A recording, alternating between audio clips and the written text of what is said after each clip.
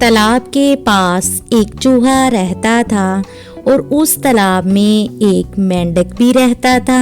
वो दोनों एक दूसरे को पसंद नहीं करते थे। चूहा मेंढक के बारे में कहता, ये हर वक्त टर करता रहता है, दूसरों को तंग करता है, ना खुद सोता है ना दूसरों को सोने देता है, हर वक्त इधर उधर ही फिरता रहता है, हर वक्त टर करता रहता है। इसकी हर वक्त की टर से सर में दर्द रहता है। उधर मेंढक भी कोई काम नहीं करता चूहे के बारे में, वो भी चूहे की बड़ी बातें करता है। वो चूहे को कहता है कि ये तो फजूल ही इधर उधर फिरता रहता है, सर हिलाता रहता है, घूमता रहता है, पानी में छप छप करके शोर मचाता रहता है। पहले तो ये दोनों एक दूसरे की बातें करते थे और सामने सामने ये बातें नहीं करते थे, पीछे पीछे बातें करते थे। बड़े तेज थे दोनों, लेकिन जब वो आमने सामने आ जाते तो इतना लड़ते कि सारे जानवर ही जमा हो जाते, मगर इनकी लड़ाई जारी रहती।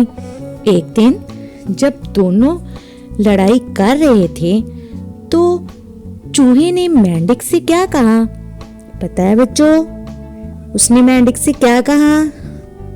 उसने मेंढक से कहा, मेंढक भाई ये तालाब मेरा है और तुम यहाँ से अब छुट्टी करो, क्योंकि ये तालाब मेरे दादा का है। प्यारे बच्चों, मेंढक तो ये बात सुनकर परेशान हो जाता है और कहता है, चूहे भाई ये बात दुरुस्त नहीं है, तालाब मेरा है और मैं ही इसमें रहूंगा, क्योंकि ये तालाब मेरे बाप दादा का है।